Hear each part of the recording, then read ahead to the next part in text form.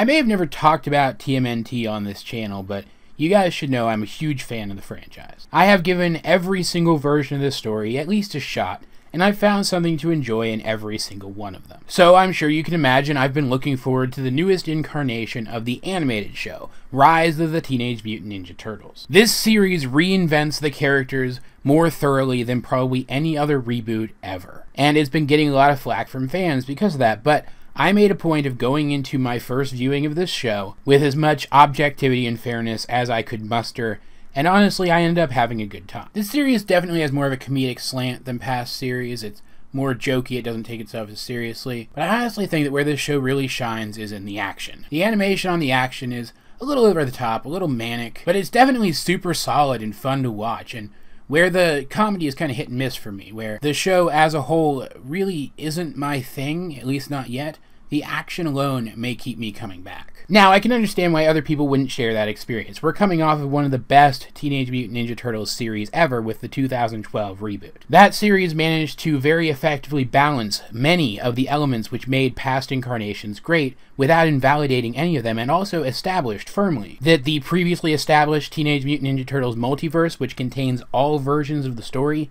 does exist throughout every single reboot. The TMNT 2012 version of the Teenage Mutant Ninja Turtles exists in this new series as another universe in its multiverse. So does the 80s version, and even the latest movies, the original movies, the more serious cartoon from several years ago that was more closely based on comic book stuff. They all still exist within the continuity of the show, they just don't interact with the specific continuity of this show. But I get it, coming off of a series that was so genuinely good, like, I'd even recommend the 2012 series to people who aren't specifically fans of TMNT. I get why some people might not be able to enjoy this one, at least not right away, but there's certainly a lot to like here. Now, right off the bat, even before the show aired, there were some criticisms levied against it, some that I think were, to varying degrees, relevant. Some people criticized turning April into a black girl, which, that's, I think, the least relevant of them. In fact, if you have a problem with that, you're dumb. But there were other criticisms of the very premise of the show that were levied against it that I found valid. This is the first TMNT version in a long time to really shake up the dynamic of the characters. The original Turtles in the original comic didn't really have very distinct personalities from one another. There were differences, yes, but they all tended to kind of round out to having the same mentality towards life. Since the original 80s cartoon, though, each turtle has been very distinct from each other turtle. And just as each reboot manages to keep the core dynamic of this story being about four brothers who also happen to be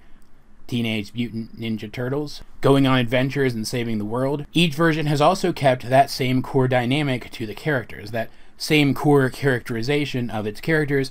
This show shakes that up a bit. Raphael and Donatello are kept mostly the same. Raphael is still big and tough, though this version of him is noticeably softer than some past ones. And Donatello is still a tech nerd who's able to do miraculous things with technology, things that honestly shouldn't be possible. We're talking like Star Trek Voyager levels of ridiculous science here. Sometimes even more. Which I know sounds impossible, but one of the tenets of TMNT is that in its universe, nothing is really impossible. It's Michelangelo and Leonardo who are most changed here, which I think is an odd decision because, while people definitely like Raph and people definitely like Donnie, Leo and Mikey are probably the most recognizable and best liked characters in the franchise. The TMNT 2012 version of Leonardo is so good that he's genuinely one of my favorite fictional heroes of all time. And Mikey is just a consistently fun character throughout the franchise.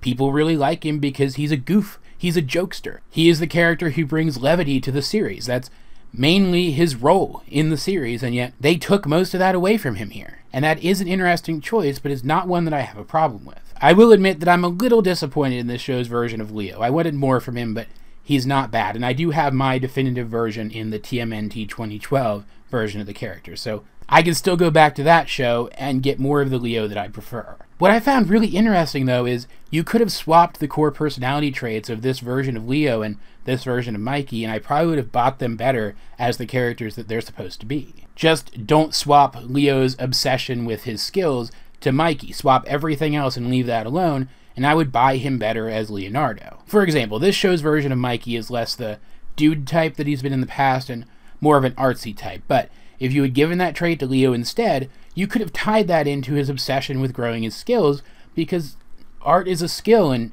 traditional Japanese culture. Like, there's a really strong appreciation for art in traditional Japanese culture. But I get it, writing these characters for the first time for a new generation, these are the two characters that you're going to want to switch up the most, so I don't blame them for it. I don't quite get it, and it's not my preference, but I didn't find anything objectionable about this version of the characters either, so I'm going to let it go. It is weird though, and keep in mind that this is something that has never been true of me in the past, but primarily because of the changes that they made to these characters, Donatello is now my favorite. It was his humor that landed the most for me. He's very deadpan, very almost snarky, but like a passive-aggressive kind of snarky, like almost like he doesn't even realize he's doing it. And also kind of a badass. He starts out at the start of this series as more of a badass than most versions of his character have been, at least at the beginning. I enjoyed him in the episodes that I watched the most, which does go to show that this shake-up of the characters is effective in drawing people's attention, drawing people's favor to characters that they don't usually gravitate towards.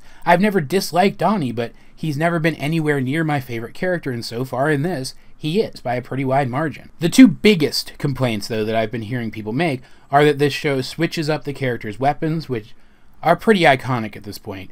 That did bother me a little bit. And also, demoting Leonardo from his place as leader of the group and giving that role to Raphael here instead. But both of these things make sense in the context of this series. The show is very quick to introduce this sort of pseudo-mystical ability that the villains have, and their way of giving that power to the heroes without them having to work at it for excruciating long periods of time is to give them new weapons, or to at least give 3 of the 4 of them new weapons. Donnie chooses not to upgrade. Donnie keeps his bow, but Leonardo goes to a single 2-handed sword. Mikey goes to some, I don't know, combat yo-yo or something. I didn't recognize what that one was supposed to be. And Raph gets the...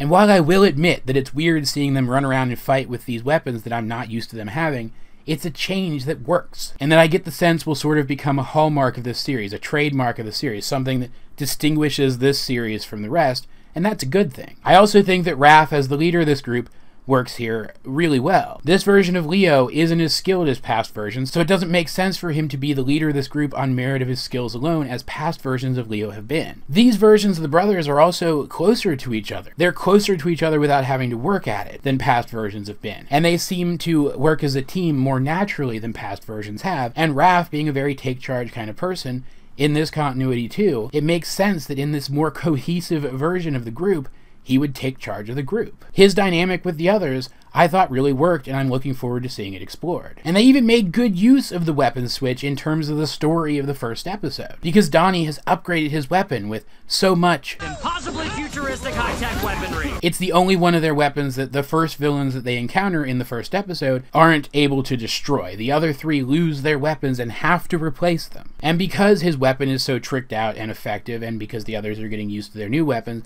Donnie actually gets a chance to take center stage in the fight against who I imagine is going to be the main villain of at least the first arc of this show, and he gets to be a badass. That's not something you get to see very often from versions of his character. It was very well appreciated. Seeing as how we're talking about characters, I do want to sneak in something from the section of this review where I talk about things that I don't like about this show, and talk very briefly about this version of Master Splinter, the mutated rat who is the father figure and martial arts master to these characters. One of the core aspects of TMNT lore that all series up to this point have respected is that Splinter is a sometimes harsh, sometimes overly critical, but always wise and fair mentor and confidant to these characters. This version of Splinter, this show's version of Splinter, is none of those things. He's lazy, he's slovenly, he's more of an antagonist to the characters than anything else. Like, maybe this will change over time, but I don't see any indication of that yet, at the very least. He comes off as more of a negative stereotype of something. I don't even know what the stereotype would be of, honestly. Then he comes off as a character, and that really bothers me.